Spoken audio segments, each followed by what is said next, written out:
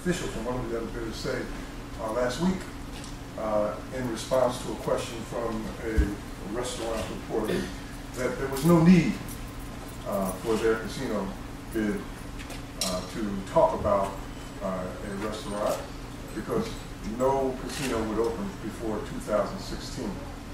Well, we respectfully want to disagree with that, and we're here to talk specifically about how we could very easily and reasonably open early, way before 2016. In fact, 6 months earlier than any of the other bidders. So that's what we're here to talk about today. We have people from LF Driscoll in the back who will be able to share with you later on in the program. These are our construction management people from here in Philadelphia, and they'll be able to share with you just how feasible it is for us to be able to move on that 9-month schedule and be open way before anybody else can do so. Having that building as the place where the casino will be housed gives PHL Local Gaming an advantage in terms of a timeline. So you already got that building, you don't need to start from the ground up. That's the advantage. What we'd have to do is come in and we'd have to put in a whole new foundation system. There'd be some woodwork, foundations. We'd have to order steel, which has a long lead time to it. That's all here and built already, so we could almost start fit-out work immediately. That's a huge advantage. So if you had to start the question, that weather sensitive for the winter conditions? Absolutely. We've got the structure and enclosure already done, so weather is not going to affect us like an out-of-the-ground building. I think just from a standpoint of having a building already here and being able to start this job, we can hit the ground running and start fitting it out for slots almost immediately. And there is a real opportunity here for expansion in the future as well. We're going to start out with a number of slots, and then we can jump that considerably just with the land that's already here. So we could expand quite substantially. It's not a phased development. What we're doing is an accelerated opening. As when the first part of the casino opens up, we're going to continue developing around. We're going to have the ability to expand out to the maximum 5,000 slots if the market dictates it. The fit-out work is actually the mechanical, electrical, and plumbing systems that would go in to support the new casino. It would also be things like interior, drywall, ceilings, floors, all the finishes that we normally see in a new building. This is a diagram of Building 5, which we were just in.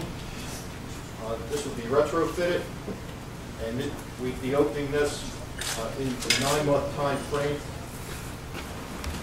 This is the outline of the area that Mr. Procacci is devoting to the casino project at the present time. This is all owned by the Procacci family. Where the Casino Revolution logo is, that's where Building 5 is. That would be our early opening.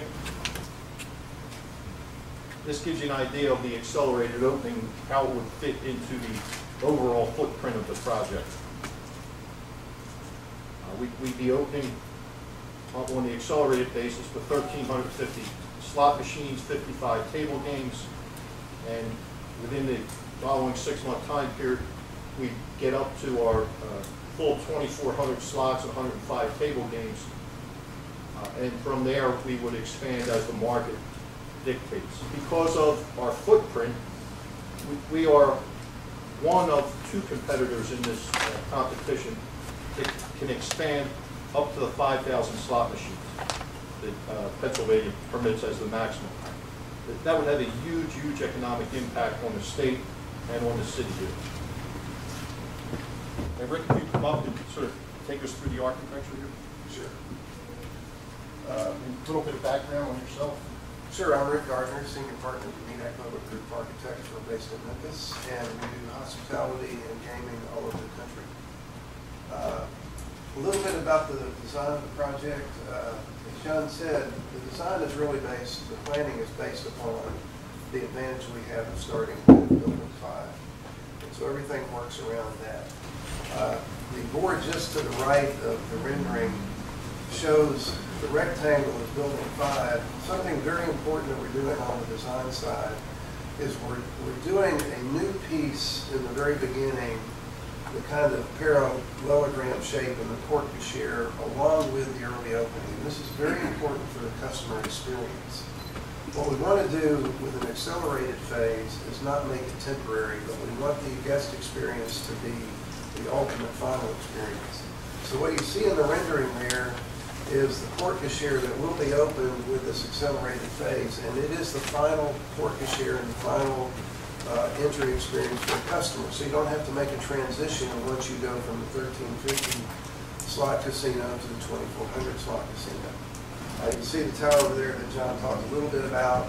The tower itself can be very iconic and become a landmark because of its position at the corner of Broad and Patterson and the relationship it has to the interstate expressways around the site. You can see this thing from no matter which direction you're approaching. So the building itself and the silhouette will become almost logo-esque and become associated with Casino Revolution as almost a logo.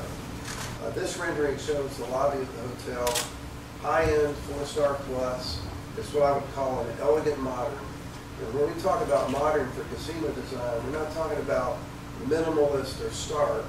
We're talking about richly layered modern and well executed for high quality. And that's what this is about. Although in some of the food and beverage venues and hotel rooms themselves, they're going to be much more comfortable and more on the traditional meeting side than the public spaces of the casino. This is a rendering of the lounge area of the Italian restaurant. And again, the design is rich. It's going to have the color and palette of an Italian restaurant. It's going to lean towards traditional.